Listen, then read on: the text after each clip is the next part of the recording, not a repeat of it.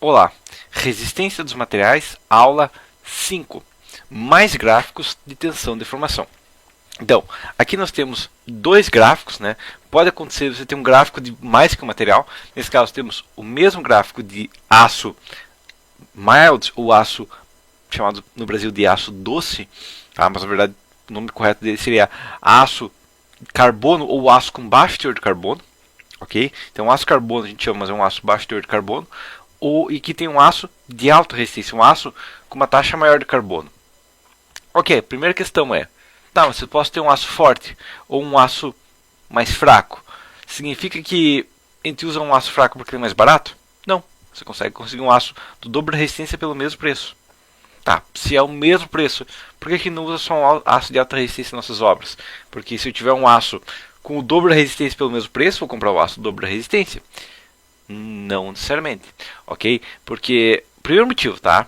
Isso aí vai ter em ciência dos materiais também, mas um aço, quanto maior a resistência, mais carbono a gente tem que colocar nele e mais ligas a gente tem que colocar nele e, consequentemente, menor a trabalhabilidade dele. Primeira coisa, a gente vê que o aço leve, ó, ele deforma um pouquinho mais até falhar. Mas é uma diferença pequena, não é por causa disso. A questão é, ele é mais complexo de ser soldado, ele vai ter deformações maiores e na construção civil, na maioria dos casos, a gente nem consegue chegar no módulo da cidade para peças metálicas, ok? Principalmente na compressão. Então esse é o motivo. Agora, outra questão. A gente consegue ver que esses dois gráficos aqui, ó, até aqui no começo, né, até chegar no primeiro limite de escoamento, no limite de escoamento da primeira barra, tá? Inclusive isso aqui é uma barra. Como é um aço leve, ele tem um escoamento, enquanto um aço de alta resistência não é tão claro esse escoamento, né? Ele só começa a ter uma curva mais prolongada. O primeiro ponto, eles estão iguais. O gráfico deles, os dois, é igual, ok? Então não tem diferença nos primeiros pontos. Entendido? Essa é a primeira questão. Então, se você tem um aço, você não vai poder ter uma deformação considerável. Um aço de baixa resistência, um aço leve, um aço doce, vai não só garantir o mesmo comportamento, mas vai ser mais fácil de ser trabalhado, ok? Agora, vamos dar uma olhada em outra situação.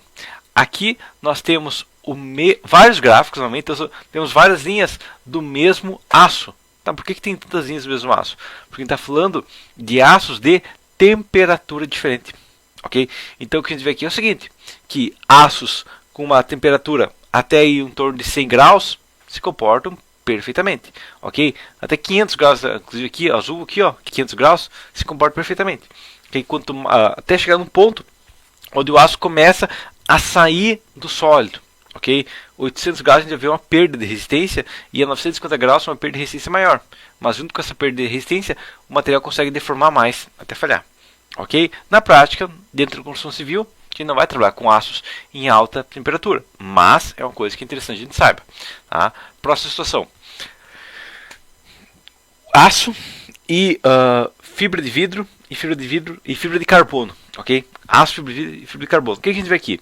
A primeira questão, isso aqui é o gráfico mais próximo de um vergalhão, ok? De um aço que vai dentro do concreto armado. Mas o que a gente vê aqui é o seguinte: um vergalhão, ele vai chegar no limite de resistência, que no nosso vergalhão brasileiro é em torno de 500 MPa, ok? E ele vai chegar na plastificação e ganhar um pouco de resistência até falhar com uma deformação muito grande, ok? Agora, fibra de vidro e fibra de carbono, que não são comuns ainda, mas que estão começando a se tornar comuns aí para ser usado em armação de concreto armado, inclusive, tem um comportamento diferente, ok? As fibras, elas vão acontecer o quê? Elas vão ter um comportamento totalmente elástico até arrebentar, ok? Tá, então isso aqui não me adianta, porque ela não avisa antes de falhar, correto? Mas elas têm uma resistência muito maior, ok? A gente consegue quase o dobro da resistência, até mais que o dobro da resistência, trabalhando com fibras. Só que, claro, tem um problema, que a fibra de vidro, ela tende a deformar muito mais. Então talvez não seja um substituto interessante para colocar dentro do concreto. Tá? Até tem estudos sendo feitos, mas não tem muito avanço porque ela deforma muito ainda. Okay? Já a fibra de carbono, a gente vê que ela tem uma deformação maior, mas a deformação não é tão considerável assim. É uma possibilidade que no futuro comece a ser utilizado mais vergalhões de fibra de carbono. Okay? Claro, a questão que a gente tem é que por ser fibra de carbono, apesar de uma resistência muito maior, ela falha abruptamente, ok? Então, se por algum motivo você for no futuro começar a trabalhar com fibra de carbono, você tem que entender isso aqui, que se ela falhar, ela não vai te avisar, ok? Então é um problema que a gente tem na fibra de carbono, ok? Agora vamos dar uma olhada, desculpa, vou olhar esse outro gráfico primeiro, tá? Então esse outro gráfico aqui, ó, é o mesmo gráfico do concreto, tá? Só que aqui a gente tem uma pequena diferença nele, que é o quê? Que esse gráfico não só mostra a estrutura comprimida, ok? Como ele mostra essa pequena região aqui onde ele está tracionado, ok? Então, abaixo do zero, mostra o comportamento do concreto tracionado. A gente vê que ele é muito mais fraco tracionado. Realmente, o concreto é em torno de 10 vezes mais fraco na tração do que na compressão, ok? Ele fissura abruptamente. Então, o que acontece aqui, ó, ele vai aqui, se ele chegar no ponto que vai fissurar, a gente perde a resistência e não compensa, tá? Tanto que numa peça de concreto armado, na prática, nem considera essa resistência da compressão, da tração, desculpe, não considera a resistência da tração do concreto, porque ela é muito pequena, ok? A outra questão que a gente vê aqui também é que um gráfico de tensão e deformação pode mostrar as duas cargas, pode mostrar o compressão e tração, ok? Só que no caso do aço, a gente via só um lado, agora no concreto vendo os dois. Por que não tem esse mesmo gráfico para o aço? Porque o aço ele tem o mesmo comportamento de todos os materiais. O aço é um material isotrópico, ele é um material que ele funciona igualmente em todos os eixos e também ele é um material que funciona igualmente na tração e na compressão. O concreto não. O concreto, quando ele está comprimido, eu tenho o cimento, a areia e a brita tudo juntos trabalhando para resistir à compressão. Agora, quando ele está tracionado, eu só tenho o cimento para ajudar na tração, que não só é uma resistência menor dele, mas também quando ele falha, vai tudo pro saco, ok? Então a gente tem esse problema, ok? Sabendo isso aqui, então, se a gente vai pensar no concreto, a gente não considera resistência de tração, tá? Normativamente não pode considerar, porque o concreto é muito comum ele fissurar, ok? E na compressão a gente considera, beleza, mas se a gente precisa de uma base de concreto para resistir à tração, a gente tem que colocar algum reforço nele, ok? Porque ele não tem uma resistência de tração considerável, tá? E não só isso, ele deforma muito pouco e a falha é brusca na tração. Beleza? Tanto que você pegar um pedaço de concreto e marretar ele fissura na hora, ele quebra na hora. Ok? Se ele não estiver armado.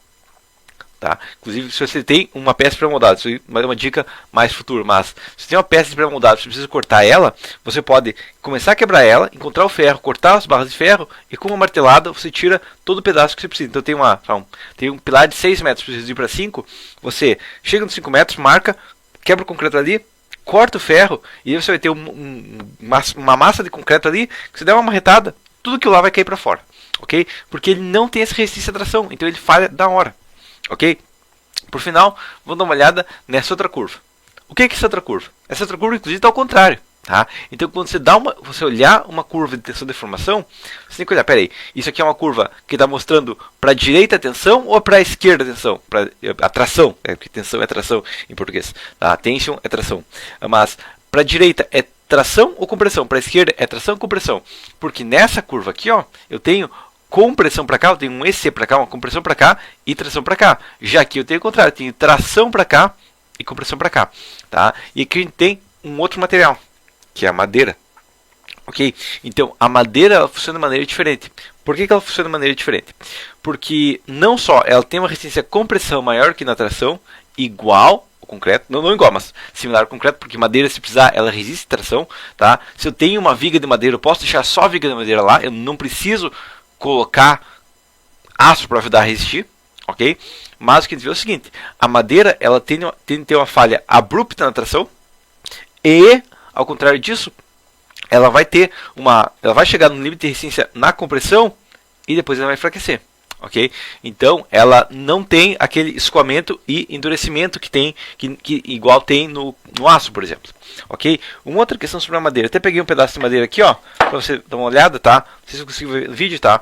Mas a questão é, aqui nós temos uma madeira, certo? Onde estou olhando as fibras nesse sentido. Para até abrir meu vídeo aqui, vou largar meu vídeo, beleza? Tá? Então aqui a gente vê uma madeira, ó, que ela tá, ó, com as fibras paralelas. A gente consegue ver as fibras correndo nesse sentido aqui, tá? Então as fibras estão aqui, ó. Inclusive tem uns pedaços de fibras soltos aqui, ó, tá? Tem fibras nesse eixo aqui, beleza? Eu consigo até soltar elas aqui, beleza? Então tem um pedaço de fibra aqui, ok? Agora, Nesse outro sentido, ele não consegue ver fibra. Não tem fibra aqui, tá? Por quê? Porque as fibras estão correndo por aqui. Aqui eu só estou vendo a fibra de frente, ok? Então, provavelmente, na prática, essa madeira estava em pé, assim. Isso aqui era uma árvore, ok? E a madeira estava de pé, com as fibras subindo aqui. E na madeira, o sentido das fibras é importante. Por que o sentido das fibras é importante? Porque é muito fácil falhar a madeira perpendicular, quando vai ter uma falha nesse eixo. Então, se eu pegar essa madeira aqui, peraí, eu vou fazer assim, ó, vou colocar essa câmera um pouquinho para baixo, ok? Se eu pegar essa madeira aqui, ó, tá? E pegasse um martelo e batesse ela nesse eixo aqui, ó, que está paralelo às fibras, ela facilmente falharia, ok? Agora, se eu virasse ela 90 graus, aconteceu o quê? Que teria as fibras em balanço, e aí ela não teria mesma facilidade de falha, ok? Seria muito mais complexo fazer essa madeira falhar. Por quê? Porque a madeira ela não é isotrópica, ela não funciona da mesma maneira em todos os eixos. Ok, vamos voltar para cá agora, ok, beleza? Tá? A madeira não funciona de maneira igual em todos os eixos. Tá? Nesse eixo aqui, ó, nesse particular aqui, ó, quando tem, por exemplo, uma carga aplicada de cima para baixo na compressão, ela vai resistir tranquilamente. Tá? Então tem uma carga aqui, ó, aplicada na compressão, vai resistir tranquilamente. Tá? Agora, se eu virar essa madeira aqui, ó, e aplicar uma compressão aqui, ó, vai acontecer o quê? Eu posso soltar as fibras, tá? E não só isso. Se eu tivesse essa madeira aqui em balanço, né, e batesse aqui, ó, como ela vai estar só com uma fibra colada na outra, não vou ter as fibras longitudinais recebendo carga, ela pode quebrar muito facilmente, ok? Então, a madeira é um caso especial, onde ela vai ter, dependendo do sentido, resistência diferente, ok? Quando que isso pode ser um problema? Bom, vamos imaginar que você vai pegar um pedaço de uma tábua, por exemplo, um pedaço pequeno aqui, ó, tá? E eu quisesse fazer uma ligação dessa madeira com outra peça, tá? Então, por exemplo, eu tenho um pilar de madeira, eu tenho uma viga de madeira, eu quero conectá-las assim, tá? Se eu pegar essa madeira aqui, ó, e colocar ela aqui, ó, vai acontecer o quê? Que eu vou estar apenas com as fibras suportando a carga, tá? Então, se eu quisesse essa ligação, eu deveria fazer o quê? Assim, ó, deveria fazer ela assim, ok? Então, eu deveria ter minha pilar aqui, minha chapa vem aqui, ó, daí eu conecto ela. Espera aí, que vou segurar, tá? Mas eu vou conectar ela com a viga chegando por aqui, ok? Então a viga chega por aqui, ó, beleza? Minha madeira chega por aqui e conecta assim. Tá? Eu posso pregar, digamos, tanto aqui na viga quanto na madeira, ou parafusar tudo mais. Mas a questão é, a madeira, ela tem um comportamento diferente dependendo do eixo, ok? Inclusive, quando você for pegar tabelas para dimensionar madeira, você vai ver que ela tem uma força a 0 graus, tá? Que a força a 0 graus é aqui, ok? E a força a 90 graus, que não é igual, ok? Tem essa diferença, tá? A outra questão que você vai ver também é que na madeira tem uma diferença de carga positiva e carga negativa, tá? Ao contrário do aço, que a gente só tem que se importar com a resistência em si aplicada nele, qual que é a carga em si aplicada nele, na madeira não. Na madeira a gente tem que se importar com a carga, claro, o aço se importa na compressão, não porque ele é mais fraco na compressão, mas por causa do efeito natural de flambagem que ocorre em qualquer material. Já na madeira, a gente tem que se importar porque ela tem uma resistência maior na compressão, ok? Então, muitas vezes, você vai pensar, eu vou fazer uma treliça, ok? Uma treliça no aço, como ele tem aquele risco de flambagem no material bem esbelto, de fazer as maiores peças, ou as tracionadas, as diagonais tracionadas. Já no nossa madeira, a gente pode fazer as maiores peças comprimidas, porque ela tem as diagonais, por exemplo, na treliça comprimidas, porque ele tem uma resistência muito maior na compressão, ok? Inclusive, é um sistema que, dependendo do caso, ainda no Brasil não é comum, tá? No Brasil é concreto armado e pronto, acabou, tá? Mas ainda é feito em alguns outros países pilares de madeira com vigas metálicas. Da mesma maneira que é feito, não tão comum no Brasil ainda, mas pilares de concreto com vigas metálicas, ok? Porque a madeira, ela tem essa vantagem de resistência e compressão bem considerável, entendido? Mas por enquanto seria isso, até a próxima.